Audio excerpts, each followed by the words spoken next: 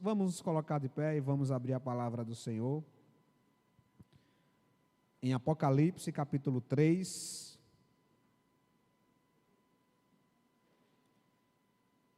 Do verso 1 ao verso 6. O prognóstico. Se nossa igreja pudesse fazer alguns exames, uma bateria de exames, qual o prognóstico que o Senhor Jesus daria para Pibaf? Ele fez isso. Ele fez isso com a igreja de Sardes. Vamos ver então o texto, Apocalipse 3, do 1 ao 6. Ao anjo da igreja em Sardes escreva: estas são as palavras daquele que tem os 7 Espíritos de Deus e as 7 estrelas. Conheço as suas obras. Você tem fama de estar vivo, mas está morto. Esteja atento, fortaleça o que resta e o que estava para morrer, pois não achei suas obras perfeitas aos olhos do meu Deus. Lembre-se, portanto, do que você recebeu e ouviu. Obedeça e arrependa-se. Mas se você não estiver atento, virei como um ladrão, e você não saberá que hora virei contra você. No entanto, vocês têm aí em Sardes uns poucos que não contaminaram as suas vestes. Sim, uns poucos. Eles andarão comigo, vestidos de branco, pois são dignos. O vencedor será igualmente vestido de branco. Jamais apagarei o seu nome do livro da vida, mas o reconhecerei diante de meu Pai e dos seus anjos. Aquele que tem ouvidos, ouça o que o Espírito diz às igrejas. Pai, nós queremos ouvir o que o Teu Santo Espírito quer dizer à nossa igreja e às nossas vidas nesta manhã. Não apenas ouvir com o ouvido, mas ouvir com a mente e com o coração, e estamos dispostos a fazer a Tua vontade em nossas vidas. Em nome de Cristo que oramos. Amém. Pode se assentar. Meus irmãos, se nós pudéssemos definir numa só expressão a comunidade cristã de Sardes, a igreja cristã de Sardes seria a igreja que faz de conta, a igreja do faz de conta, ou ainda a igreja zumbi.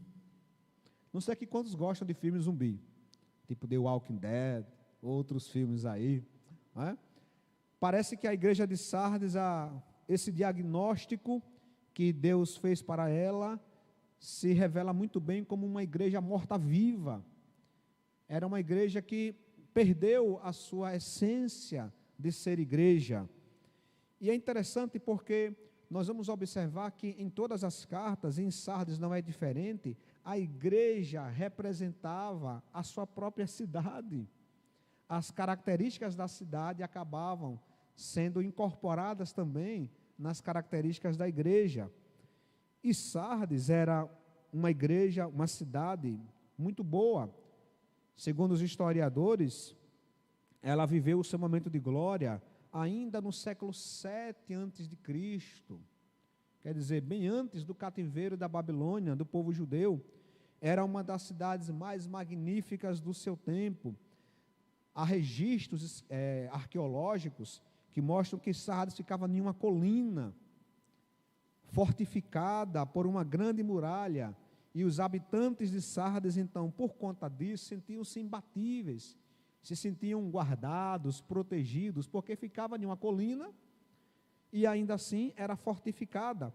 Contudo, como era comum nessa história antiga, a cidade ela caiu sobre o rei Ciro, da Pérsia, no ano 529, mas depois ela foi reconstruída por diversos governantes, e essa cidade ela vai ser uma referência, porque durante o reinado de Alexandre Magno, Alexandre fez uma grande faxina na cidade, trouxe muito desenvolvimento, e ele dedicou aquela cidade à deusa grega Ártemis.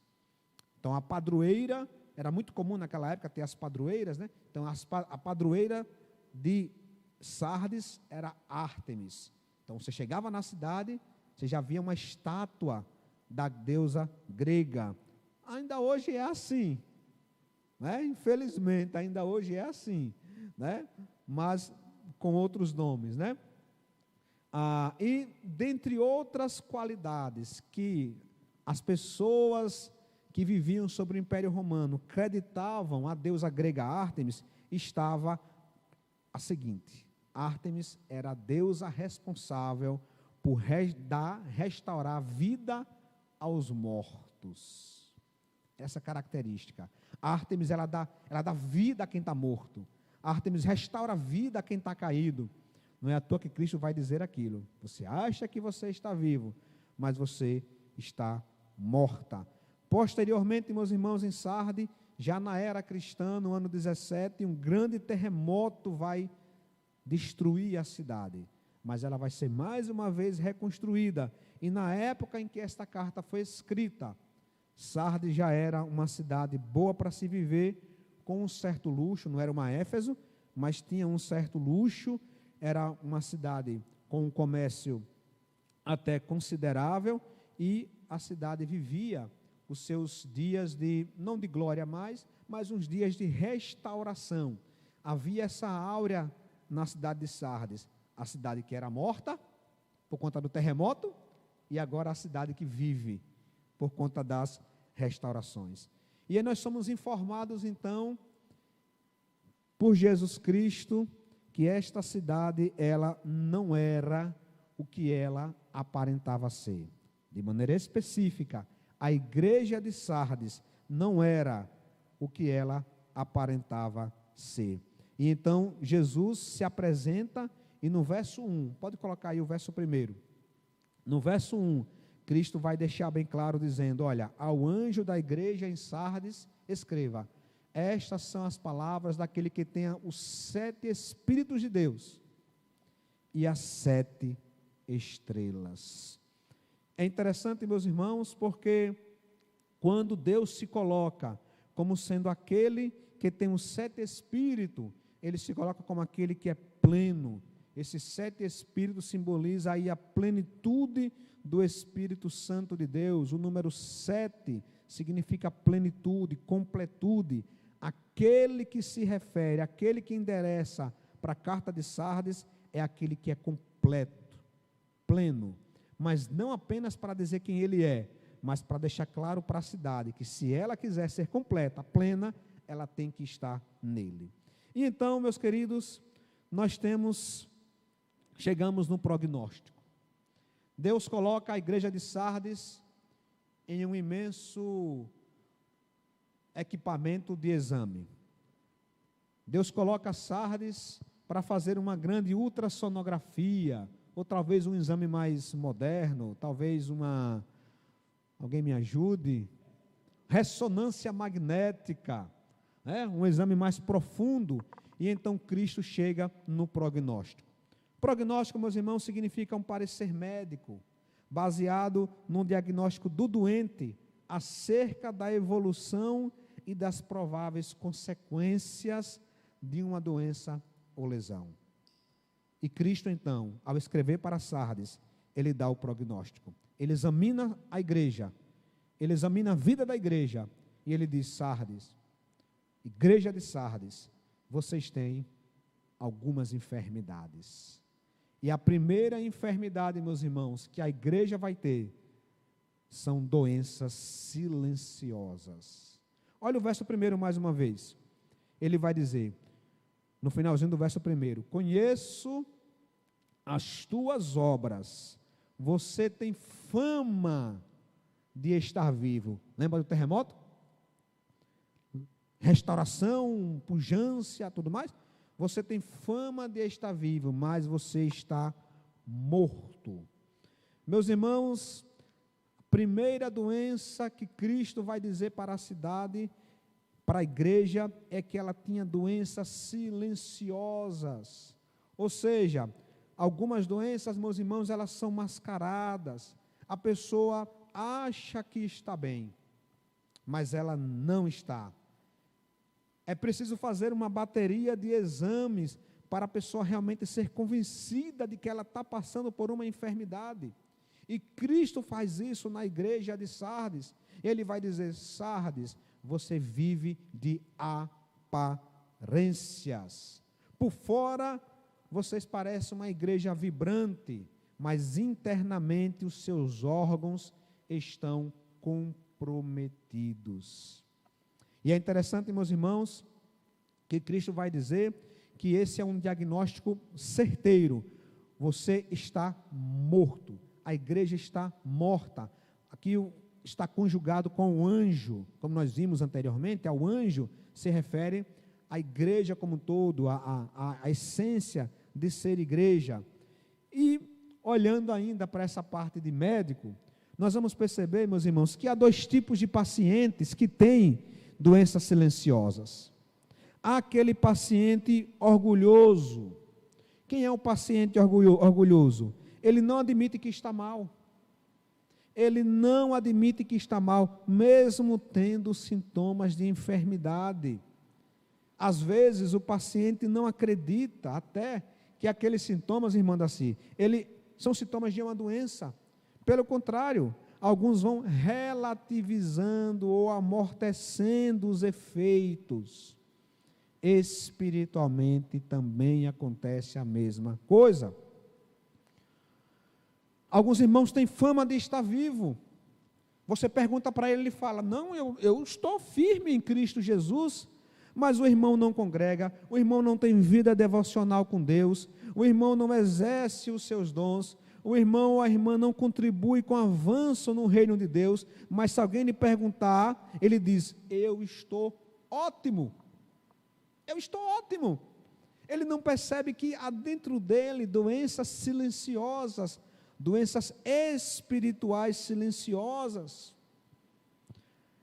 Há muitas vezes, meus irmãos, cristãos que já faz anos, meses, mais de ano, que não participa nem da celebração da ceia do Senhor. Mas se você perguntar, ele vai dizer: eu estou tranquilo, eu estou de boa, eu estou muito bem, obrigado.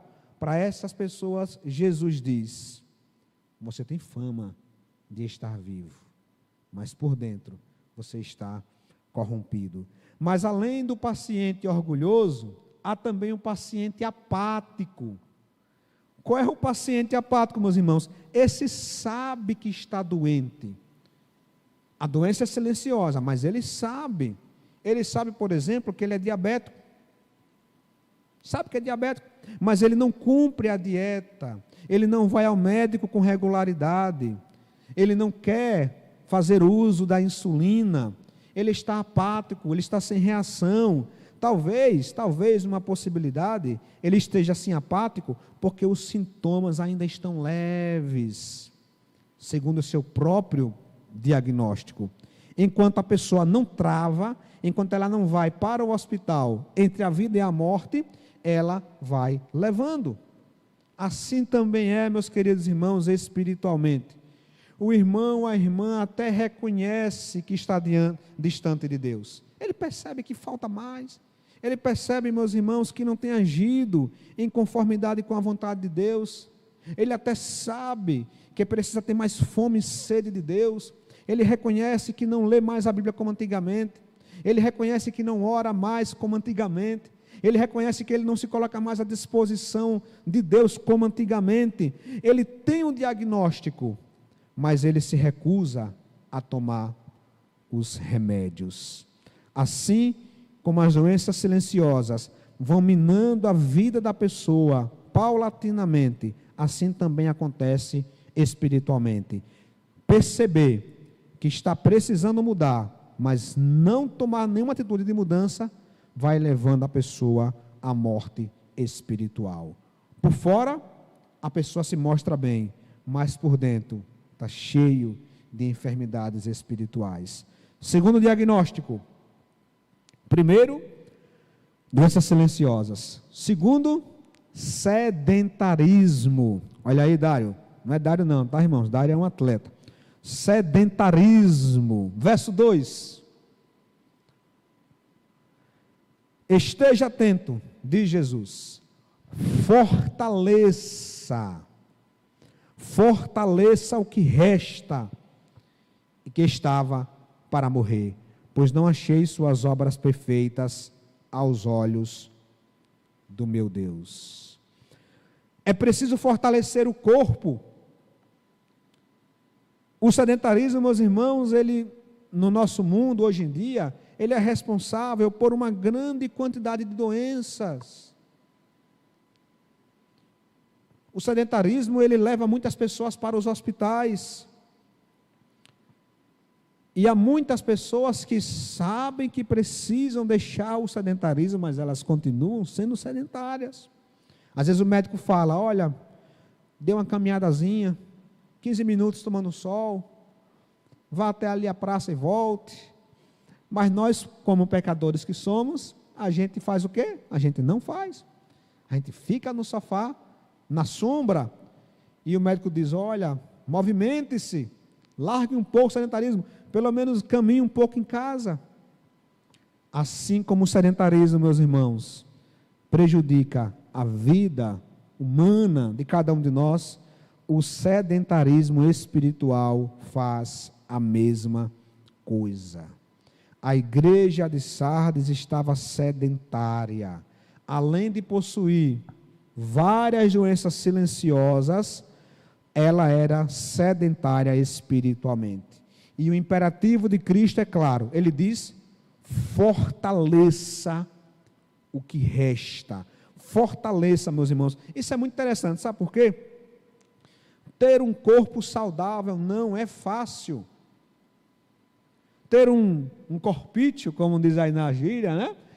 Com glicemia em dia, triglicérides em dia, ter os indicadores, quais mais, Dário? Colesterol bom, colesterol ruim, tá com tudo em dia, meus irmãos, não é fácil. E a tentação que dá, sabe qual é? É a gente sentar dentro de casa e dizer, Senhor, diminua a glicemia, em nome de Jesus, amém. Senhor, trava, Senhor, amplia as veias, para que o sangue passe melhor. Senhor, diminua os batimentos do meu coração, que estou acelerado. Aí Jesus vai dizer, ô meu filho, você não viu o meu servo, doutor Eugênio, falando para você? Doutor Eugênio disse para você diminuir o mocotó, diminuir essas questões, dar uma caminhada, e a receita de Deus vem desta forma. E é interessante, meus irmãos, que quando Cristo diz, fortaleça-se, é porque é preciso força. Meus irmãos, se na vida comum, para a gente ter uma vida saudável, tem que ter muito esforço, e algumas pessoas sabem muito bem disso, não é fácil, meus irmãos, acordar para alguns, 5 horas da manhã para fazer caminhada, não é fácil mesmo, você abdicar de alguns alimentos e fazer uma dieta rigorosa, e porque espiritualmente seria diferente. Se para mantermos o corpo são, precisamos ter esse esforço de dieta, de acordar cedo, de fazer caminhada, sabe?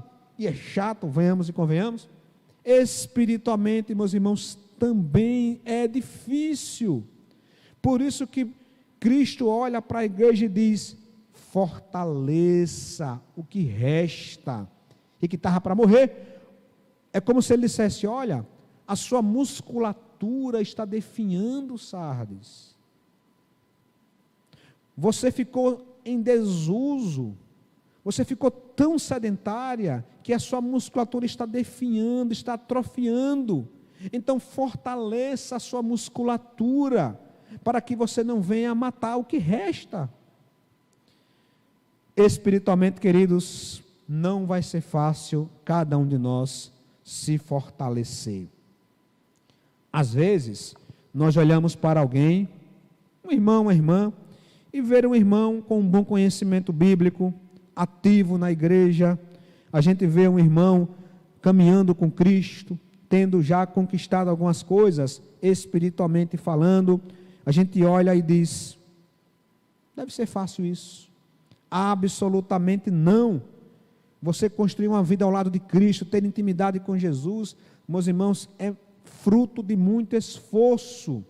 É preciso muito esforço para chegar em casa, depois de um longo dia de trabalho, e após tomar um banho e jantar, é preciso muito esforço para você se sentar para orar e meditar na palavra de Deus. É preciso muito esforço, meus irmãos, para exercermos o domínio próprio em nosso dia a dia, e não nos deixar sucumbir pelas iras do dia a dia, as tentações desse mundo. É preciso muito esforço para trabalhar no reino de Deus, tendo que lidar com pessoas da comunidade que muitas vezes, ao invés de ajudar, atrapalham. Tem que lidar com pessoas de fora da comunidade, que não conhecem a Cristo e que também acabam sendo obstáculo. É preciso muito esforço para manter um casamento. É preciso muito esforço para manter uma família espiritualmente sadia. É preciso se fortalecer, muito esforço para educar os filhos no caminho do Senhor, para que ele ou ela, quando cresça, não venha se desviar dele. Semana passada eu estava aqui na igreja. Como é o nome dela? Ana Júlia. Estava conversando com a Ana Júlia no final, domingo passado. Foi domingo passado? Acho que foi. E aí Ana Júlia, a gente conversando, e Ana Júlia, tal, o culto. E aí a criança, ela é autêntica, né? Aí eu perguntei, sabe por que eu perguntei isso? Eu disse, Ana Júlia, o culto demorou muito? Ela demorou sim. Aí eu disse, olha, é legal, né? Ela demorou sim. Eu digo, olha, e você aprendeu o quê? Eu gostei da parte de Daniel, que o pastor falou. Daniel, eu gosto muito de Sadraque, Mesaque e Abednego. Eu digo, olha, menina, até eu erro nessas palavras, Sadraque, Mesaque é um nome em bola. E ela gosta de Sadraque, Mesaque e Abednego. Aí a mãe disse, eu leio para ela todo dia. É fácil isso? É fácil você chegar, meus irmãos, todos os dias. Ana Luzia peleja muito bem com o Stephanie. Stephanie traz para mim cada pergunta que eu digo, misericórdia. Eu não sei responder tudo não, Stephanie, vá com calma. Não é fácil isso, meus irmãos. É preciso se fortalecer. A gente se fortalece em tantas coisas na vida. Quando chega na área espiritual, achamos que basta orar. Por que você não ora para conseguir um diploma de administração? Por que você não ora para conseguir um diploma de técnico em informática? Não, o que é que você faz? Você se fortalece, você se esforça. Aí, se você chegar e dizer, Senhor, abençoe o meu filho, que ele seja um homem de Deus. Pronto, já orei, agora só vou esperar os próximos 20 anos chegar. Não vai ser assim. Senhor, me fortalece para que eu não caia em tentação. Pronto, acabou. De maneira nenhuma. Senhor, abençoe meu relacionamento, abençoe o meu casamento. Só isso acabou? Não, é preciso muito esforço, se fortalecer. Porque isso, meus irmãos, faz parte da nossa vida. Definitivamente, o sedentarismo espiritual não combina com a igreja de Cristo. Mas há também ainda uma terceira doença na igreja de Sardes. Primeira, doenças silenciosas. Segundo, o sedentarismo espiritual. Terceiro, amnésia sistêmica. Olha o verso 3. Diz Cristo Jesus, lembre-se, na versão nordestina, bote o tutano para funcionar. Portanto, do que você recebeu e ouviu, obedeça e arrependa-se. Mas se você não estiver atento, virei como ladrão, e você não saberá que hora virei contra você. A igreja de Sardes já não lembrava mais do que havia aprendido. O próprio sedentarismo espiritual tirava deles o gosto pela palavra, e aquilo que eles já acumularam, já ouviram lá atrás, já não fazia mais sentido para a igreja. Meus irmãos, nós temos uma tendência natural ao esquecimento. Anote o que eu estou falando para cada um de nós. Nós temos uma tendência natural e pecaminosa ao esquecimento. Nós esquecemos de agradecer àqueles que nos ajudam. Esquecemos de reconhecer o que Deus tem nos dado. Esquecemos de como nossa vida era antes de reconhecermos a Cristo. Nós esquecemos de olhar para o outro com um olhar de misericórdia. Nós esquecemos. O próprio Cristo vai dizer: todas as vezes que comerdes, que se juntardes, celebre a ceia do Senhor, para lembrar da morte do Senhor, até que Ele venha, diz o apóstolo Paulo. Nós somos tão esquecidos, que Deus instituiu uma ordenança, chamada ceia do Senhor, para nos lembrarmos sistematicamente da morte do Senhor, até que Ele venha. Porque se não tivéssemos a celebração da ceia do Senhor, talvez ficássemos meses sem falar da morte de Cristo. Falaremos de tudo na igreja, menos daquilo que é o essencial. Nós temos essa tendência de esquecer. E aí Cristo vai dizer: o remédio para o esquecimento. O remédio para o esquecimento não é o simancol, não. É obediência e arrependimento. Aí o que ele diz aí? Obedeça e arrependa-se. Obedeça e arrependa-se. Pensemos na seguinte história, meus irmãos. Imagine uma mãe. Imagine uma mãe que diz para o filho: vá na farmácia comprar um medicamento. E o filho começa a se entreter com outras coisas, dispersa o pensamento. 2 horas depois ele se lembra: eita, esqueci de comprar o remédio que minha mãe pediu. O que ele deveria fazer? Voltar para a mãe e dizer: mãe, me perdoe, porque eu esqueci. Me dê o dinheiro que eu vou comprar agora. É isso que temos que fazer, meus irmãos. Nós precisamos lembrar, e ao lembrarmos, pedimos perdão e obedecer. Cristo, assim, faz com que a gente olhe para trás e nos lembremos de tudo que nós já aprendemos. Meus irmãos, isso é tão importante. Sabe por quê? Às vezes você vê pessoas que foram criadas na igreja, participaram de 1000 aulas de escola dominical, Jurene, falamos de tudo, ela viu o currículo já 3 vezes, falou de tudo. Aí, de repente, com 20 anos na universidade, na faculdade, houve uma teoria e a menina ou o menino esquece tudo que aprendeu. Fiquei sabendo recentemente de um caso desse. Os pais muito envolvidos na igreja, filho único, e o menino entrou na universidade, entrou na faculdade e não quer mais nada. Aí eu digo: será que ele não se lembra de tudo que ele ouviu, tudo que ele recebeu, das historinhas, das musiquinhas, começando na infância, de cada culto, de cada mensagem, de cada texto? Simplesmente dá uma amnésia sistêmica, e a pessoa apaga da sua memória tudo que ouviu, e não só o que ouviu, tudo que recebeu. Sabe o que é esse recebeu aí, meus irmãos? São as experiências que ela teve, cada louvor que ela participou, cada acampamento que ele ou ela participou, cada história, cada emoção, cada culto, cada louvor, cada abraço. Simplesmente apagou-se como em uma amnésia sistêmica. Eu nem sei se tem esse nome, tá? Amnésia sistêmica, de doença, mas foi o que eu pensei na hora. Numa amnésia total. E aí Cristo disse: ei, faça isso não, rapaz. Lembre-se do que você já viu e já recebeu. Não basta reconhecermos que temos esquecido de fazer a vontade de Deus em nossas vidas. Não basta reconhecermos isso. Precisamos pedir perdão e obedecer a palavra de Deus.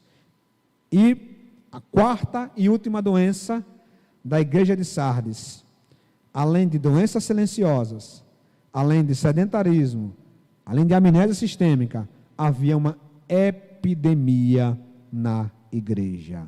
Uma epidemia, meus irmãos, de mundanismo. Olha o verso 4. No entanto, vocês têm aí em Sardes uns poucos que não contaminaram as suas vestes. Eles andarão comigo, vestidos de branco, pois são dignos.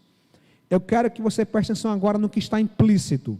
Eu não quero focar nos poucos, mas olha, observa o que está implícito. Se há uns poucos que não contaminaram as suas vestes, é porque muitos se contaminaram.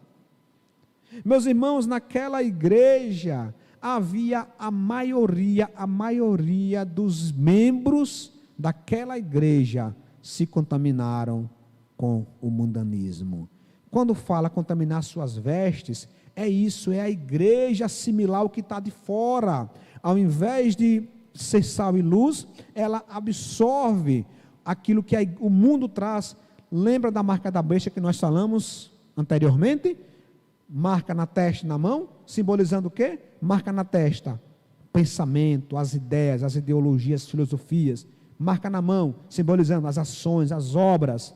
É um contraste com o Deuteronômio 6, que manda colocar a lei na testa e no braço.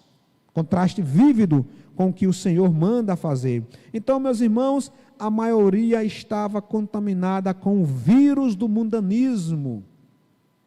Por isso que lá no verso 1 ele fala: eu conheço as tuas obras e elas estão reprovadas. A igreja pensava, vivia em desconformidade com a vontade de Deus. Isso não era exceção, era uma epidemia. A igreja de Sardes se associou a Sardes, de sorte que não se podia mais saber quem era quem. Eu fico imaginando, meus irmãos, esses poucos irmãos nesta igreja, porque havia o remanescente fiel, havia esse remanescente, esses poucos que não se contaminaram, e eu fico imaginando esses irmãos que viviam em uma igreja contaminada, mas eram crentes fiéis.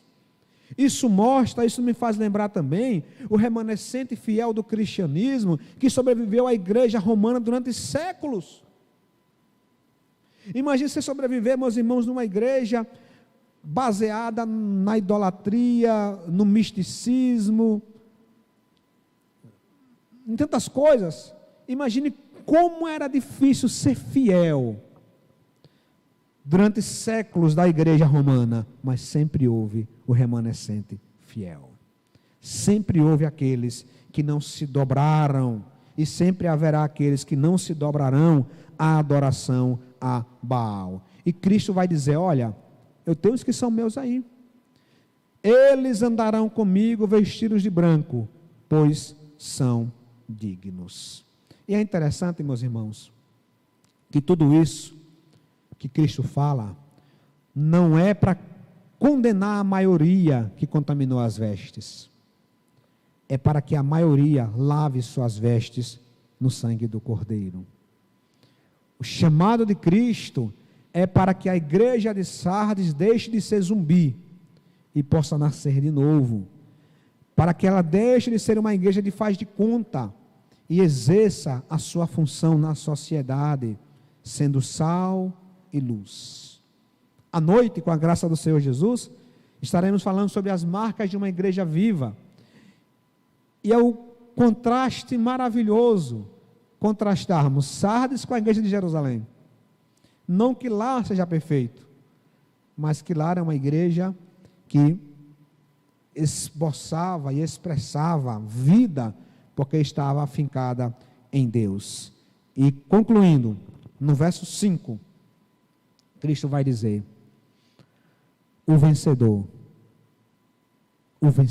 sabe por quê? Porque é uma luta. É uma luta. A gente às vezes olha a vida cristã como se fosse de qualquer jeito. É uma luta, meus irmãos. Nós somos bombardeados por fora e por dentro. Bombardeados por doenças silenciosas, por sedentarismo espiritual, por amnésia sistêmica, por epidemias de mundanismo. Nós não reconhecemos, não lembramos de quem éramos, temos uma tendência natural a focarmos só nas coisas que são ruins. Aquele cântico, conte as bênçãos, diz essa contação, é papo furado.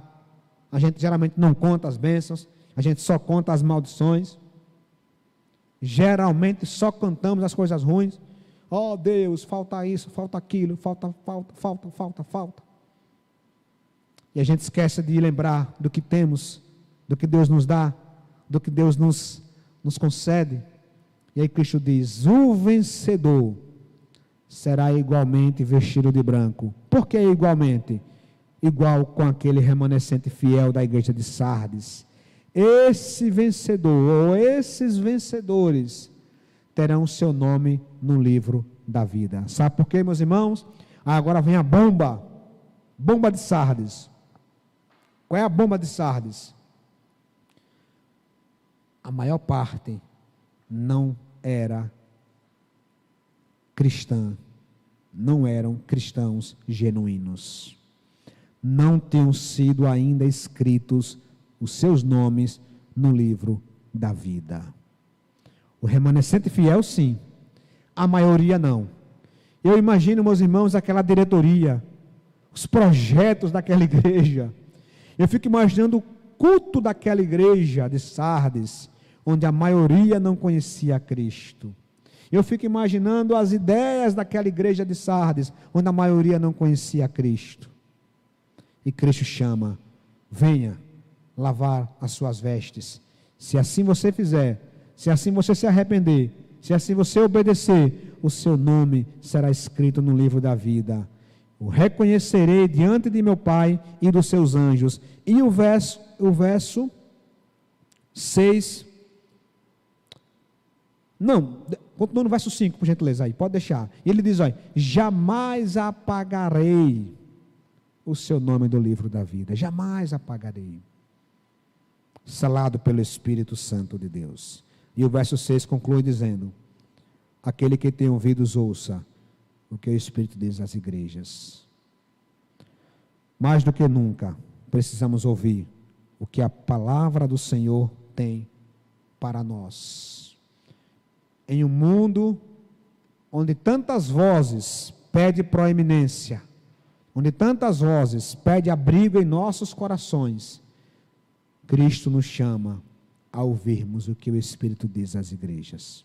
Ouçamos, meus irmãos, que possamos agora fazer uma análise, cada um de nós, que possamos deixar Deus fazer um prognóstico de nossas vidas.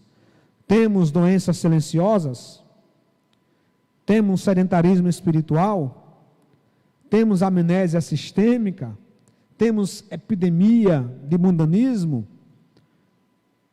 E deixe o Espírito Santo de Deus e o próprio Jesus, que é o médico dos médicos, restaurar as nossas vidas, para que não sejamos pessoas de meras aparência, aparentemente cristãos. Pelo contrário, que sejamos verdadeiramente, genuinamente cristãos, para a glória de Deus Pai.